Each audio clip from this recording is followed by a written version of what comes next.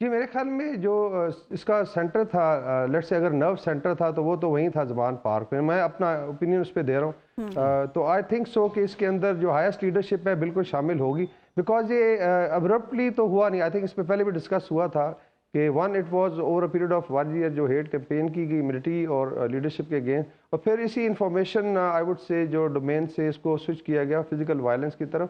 اور پھر targets I think سب نے دیکھے بھی ہیں. اس میں D I S P are نے بڑا الیبوریٹ کیا کہ how would it happen in number of cities, اور صرف ملٹری ٹارگیٹس یا شہداء کے مانومنٹس ہے کیوں کیا گیا، وائی ناٹ ٹو لیٹ سے پولیٹیکل فگرس تھے یا گورنر ہاؤس تھا. تو اس میں ایک تو یہ ہے کہ ڈائریکشن واز ویری کلیئر، اور چونکہ اس کا لنک ہے پھر کچھ باہر سے کالز ہیں. آپ کو بھی یاد ہوگا جو ایکسٹرنلی سوشل میڈیا پہ ہو رہا تھا، انٹرنیشنلی بھی کچھ بڑے فگرز تھے لائک کچھ نیو کانز ہیں، میں ان کے نام نہیں لوں گا. تو اٹ مینس کہ یہ جو اگر ڈی ایس پی آر یہ کہتے ہیں کہ ان کا کنکلوژن کہ یہ بغاوت تھی، آئی think this is a very strong word کہ یہ میوٹنی تھی یا بغاوت تھی. تو اس لحاظ سے ہی دیکھا جائے گا، کیونکہ سارے تانے بانے اگر یہ چلتے ہیں زمان پار کی تو آئی ایم شیور سینئر ترین جو لیڈرشپ ہے اس کو بھی اکاؤنٹیبل کیا جائے.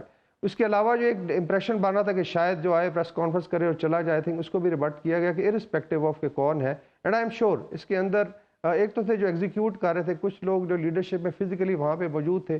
بٹ ڈیفینیٹلی جب آپ ڈیجیٹل فورینزک کرتے ہیں کالز کا، جو پیٹرن دیکھتے ہیں، سرکمسٹینشل ایویڈنس دیکھتے ہیں، تو سارے تانے بانے تو ادھر ہی جاتے ہیں. میرے خیال میں، میرا اپنا اوپینین یہ ہے کہ وہاں تک بات جائے گی.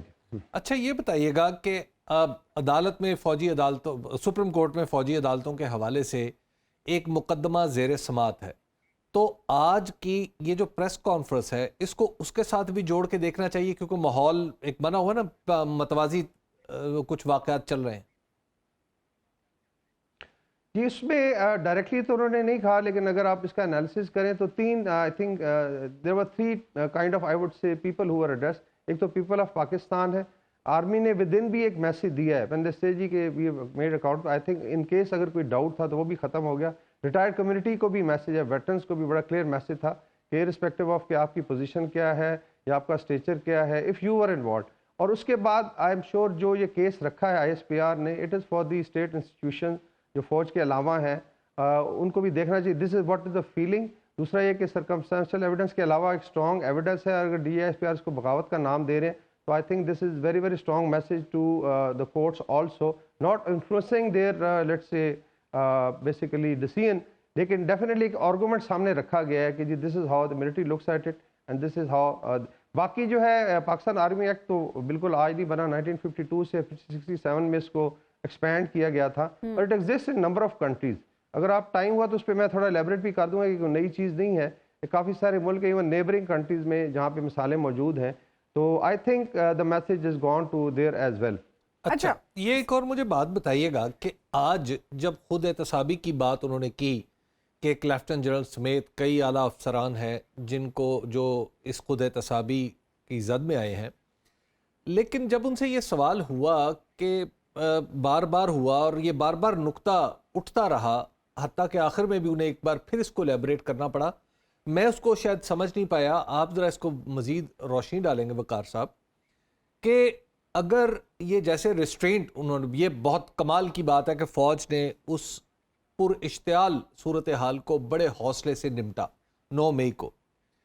ریسٹرینٹ میں اور پھر سزا دینے میں یہ دونوں باتیں ریکنسائل کرنا لاجیکلی ذرا مشکل ہو رہا تھا وہاں پہ بیٹھے رپورٹروں کے لیے. تو آپ ذرا اس کو، آپ کیسے اس کو دیکھتے ہیں، ایکسپلین کریں نا ذرا. آئی تھنک دو چیزیں انہوں نے ایکسپلین کی بھی ہیں، اور یہ عام آدمی اگر آئی تھنک اس چیز کو دیکھ شاید بالکل یہ سوال اٹھتے ہیں، اور یہ سوال میڈیا نے بھی آئی تھنک جو رپورٹرز وہاں پہ موجود تھے 2-3 دفعہ اٹھائے. تو اس میں آئی تھنک انہوں نے ایک تو چیز ہائی لائٹ کی کہ ایز فار ایز جو ریسٹرینٹ ہے بیسیکلی کیوں کیا گیا in case the planner had an idea کہ خدا نخواستہ، اور اس پہ ہم پہلے بھی بات کر چکے ہیں سنوں پہ بھی کہ اگر بلڈ شیڈ ہوئے تو فرض کرے تو فیل روڈ پہ بہت زیادہ لوگ مارے جاتے، امیجن کہ اس کے بعد ریپرکشنز کیا ہوتے، اسٹیٹ کی کیا حالت، خدا نخواستہ حالات بگڑ سے، پھر اس کو انٹرنیشنل میڈیا بھی اٹھاتا. تو یہ تو تھا جب وہ لوگ پہنچ گئے. دوسرا انہوں نے ذکر کیا کہ اٹ واز ناٹ ایکسپیکٹڈ کہ ہماری اپنی عوام یا یوتھ جو ہے کسی بھی پولیٹیکل پارٹی سے تعلق وہاں تک جائیں گے. یا اگر آپ دیکھیں جو وینڈلائز کیا گیا ہے کرنل شیر خان کا لیٹ سے ایک مونومنٹ تھا، اس طریقے سے باقی شہداء کے مونومنٹس ہیں، یہ بالکل ان ایکسپیکٹڈ. شاید اس کی مثال آئی تھنک امریکہ میں ہے، آلدو it was not military installation, لیکن وہاں پہ کیپٹل ہل کو وینڈلائز کیا گیا پہلی دفعہ 200 سال میں. تو جی تو یہ ہے کہ شاید سوشل میڈیا کے ذریعے اگر آپ ہیٹ کیمپین کرتے ہیں تو it can be weaponized into physical. یہ آئی تھنک ہمارے لیے سب کے لیے سبق بھی ہے. آئی تھنک مذاکرات تو ایک چیز ہے, I think that should continue, کیونکہ آپ ایون دشمن کے ساتھ وار ٹائم میں مذاکرات کرتے ہیں. یعنی چیئرمین پی ٹی آئی کے ساتھ بھی مذاکرات ہو سکتے ہیں؟ نہیں, آئی تھنک اس میں تھوڑا فرق رکھنا پڑے گا. لیٹ سے اگر دیر از اے کریٹیکل ایویڈنس اگینسٹ ہم اور اس میں چیزیں اگر باہر آتی ہیں تو ڈیفینیٹلی پھر اس چیز میں فرق آ جائے گا. لیکن جو پولیٹیکل پارٹی ہے اس کے ساتھ بالکل تو اس میں آئی تھنک اکاؤنٹیبلٹی اور مذاکرات کو اگر ہم مکس نہ کریں تو we can get the answer. I am sure ان کے پاس کچھ مزید ایویڈنس ہے. جب یہ انکوائر کیا جائے گا, آئی تھنک یہ 102 یا جتنے بھی لوگ ہیں خواتین و حضرات جو try, there will lot of information جو وہاں سے فلو کرے گی اور پھر آئی تھنک فردر جو ہے ایویڈنس پائل اپ کیا جائے گا. تو میرے خیال میں یہ دونوں چیزیں جو ہے ان کو مکس نہ کریں, دے ول گو پیرلل. میری اپنی اسیسمنٹ ہے کہ accountability plus I think negotiation, اور P T I is our own party, Pakistan کی ہی ایک پارٹی ہے, تو ڈیفینیٹلی ان کی لیڈرشپ کے ساتھ بات چیت کی جائے گی.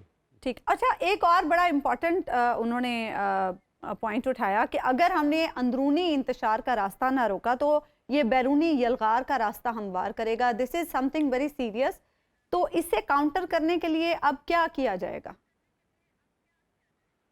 آئی تھنک اس کی اگر آپ مثال دیکھتی ہیں تو ابھی کچھ دن پہلے رشیا میں ایک اٹیمپٹ ہوئی تھی کو کی, آلدو اس کے اندر بھی بڑا ڈفرینٹ ہے کہ انٹرنل سٹرائف کو جو 24 آورس کا تھا صرف, اور رشیا جیسی اسٹیٹ میں ہوا, اس کے اندر یوکرائن نے پھر ایک کاؤنٹر آفینسو شروع کر دیا تھا. اس کا مطلب ہے کہ خدا نہ خواستہ امیجن کہ لیٹ سے آرمی کی چین آف کمانڈ ڈینٹ ہو جاتی ہے یا ہو جاتی تو, اور اس کے بعد کیوس ہوتا ہے فارمیشن میں, تو اس میں آپ کے تو ایسٹرن ویسٹرن دونوں بارڈر پہ ہوسٹائل ایکٹیویٹی ہے. تو اس کا فائدہ, اور کچھ آئی تھنک ایکسرسائزز انڈیا کر بھی رہا ہے, آلریڈی ان کی الرٹ پہ ہوتی ہے, تو اس کا فائدہ اٹھا سکتے, ایل او سی پہ کر سکتے ہیں, جی بی پہ ان کی نظریں ہیں. اس کا جب بھی کمزوری ہوگی انٹرنل اسٹرائک, اور آج کل because we are basically nuclear power ہے پاکستان, تو اس کو شاید افیکٹ کرنے کا یہی ایک فارمولا ہو سکتا ہے کہ انٹرنلی لڑا دیا جائے اینڈ دین یو نو دے کم ان کہ جی ان کو کنٹرول کرنے کے لیے ہم آ رہے ہیں. I think that is very critical point کہ جی وقار صاحب, ملتان کے بارے میں مجھے خبر ملی کہ وہاں پر بھی ایک موب اسی طرح موو